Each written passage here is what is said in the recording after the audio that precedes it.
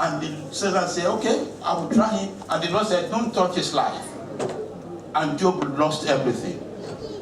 He lost his children, he lost his business, he lost his prestige, he lost his health. What are you passing through? Ask somebody, what are you passing through? Tell him or her, don't lose hope. Trust in God. Because he will come back. In Jesus' holy name. In that difficulty, Job said some few things which I want you to hold on to. Job said some few things which you will need to hold on to. Job said, even when he has tried me and tempted me, I will come out like gold. I lost my children. I lost my business. I'm full of sickness. And all Job can say is that even when he tried me, when he has tempted me, I will come out like what? Like gold. But he knows the way that I take. Yes. When he has tried me, yes, I shall come forth as gold. Hallelujah.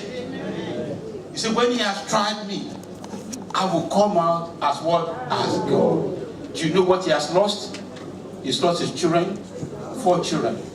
The Bible is very rich. He lost everything. And above that, he became so sick. And he said, when you have tried me, I will come out like gold. Praise the Lord. So it's a warning to you. You may be tried.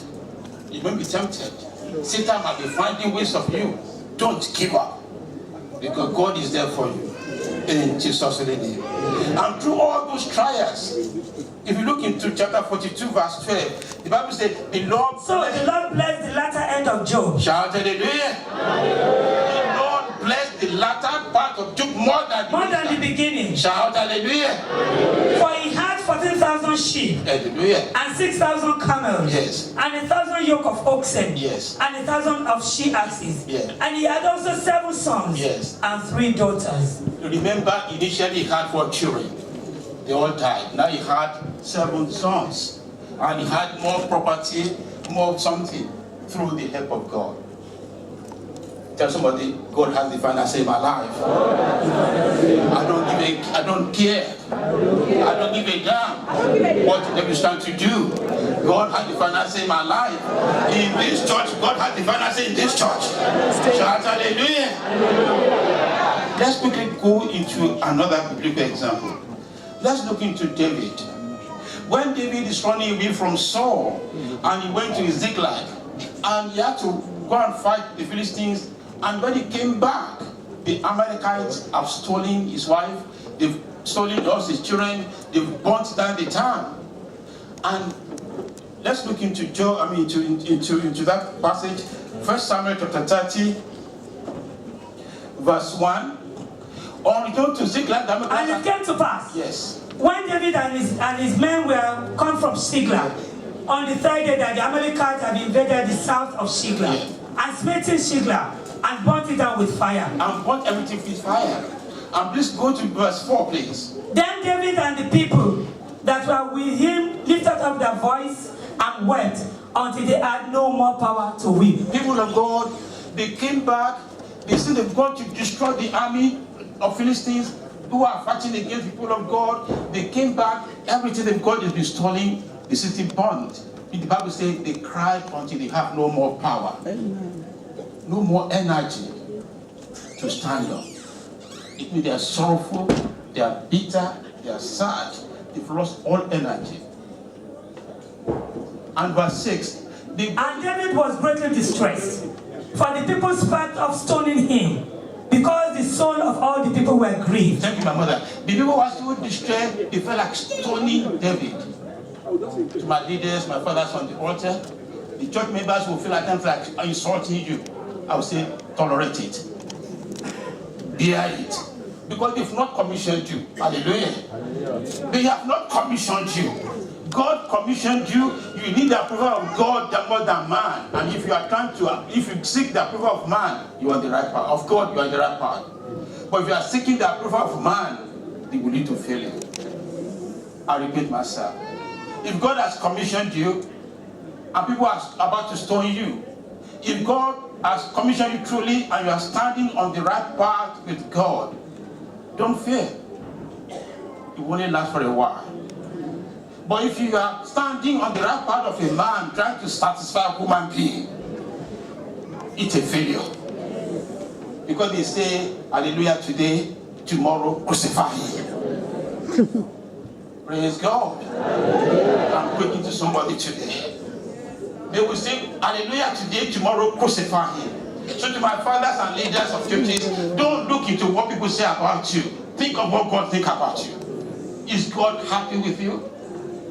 Is God approving what you are doing? That's your yardstick, not human being. Don't make a human being your yardstick, because they will fail you. Shout hallelujah. Hallelujah. Shout hallelujah. Hallelujah. People are about to stone David. Their leader, somebody they love so much, they are about to stone him. But David didn't lose hope. In verse 6b, the Bible says, David encouraged himself in the Lord his God. Hallelujah. Hallelujah. David did not encourage himself in human being. He did not encourage himself in power. The Bible says he encouraged himself in God his Lord.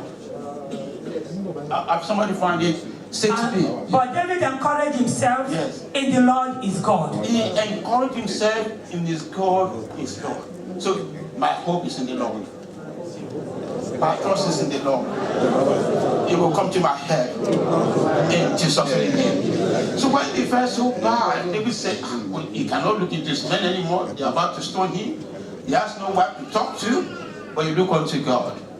My help comes from the God who created heaven and earth. In Jesus' name. And then he decided to say, okay, I'm going to pursue. Tell somebody, pursue. And David inquired the Lord, saying, shall I pursue after this troop? Shall I overtake them? And he answered him, pursue. Tell somebody, pursue. Pursue. Because in Jesus' name you shall reclaim what belongs to you in Jesus' name. You shall possess what belongs to you in Jesus' name. Your possession, you shall possess it in Jesus' name. Tell somebody, pursue. Pursue. So you cannot pursue by standing. Faith without work is nothing. God said pursue, so you have to gather an army together to go and fight. So you cannot say pursue and you stand still. Okay, but but you have to pursue. You have to do the work. Shout hallelujah. Hallelujah. And David pursued, and he caught up with them, and he got all that belongs to him, his wife, his children, and had a lot of, booty come back home. Shout hallelujah. Hallelujah. That's restoration. God again restored back to David what belongs to him. Amen. So people of God, when we're going through some trials, Ephesians 6 says, we wrestle not against flesh and blood, but against principalities and power, against rulers of darkness, of this world, against spiritual wickedness in high places. But tell somebody, God is higher than them. Yes, we wrestle against principalities and power, against spiritual wickedness in high places, but my God is higher than them. Because in the beginning he said, put on the whole armor of God, so you can withstand the whole wickedness of this world. Tell somebody, I shall be victorious. I shall be victorious. If God is my God, I shall be victorious. In Jesus' holy name. Shout hallelujah. For there are some things we need to do for restoration. There are some few things, because we are fighting against principalities and power, against spiritual wickedness in high places. There are some things we need to do. In 2 Corinthians 7 verse 3, say, if the people that are called by my name shall humble themselves. Tell somebody, humble yourself. Humble yourself. Before the living God, humble yourself. No matter who you are, humble yourself before the Lord. Seek his face.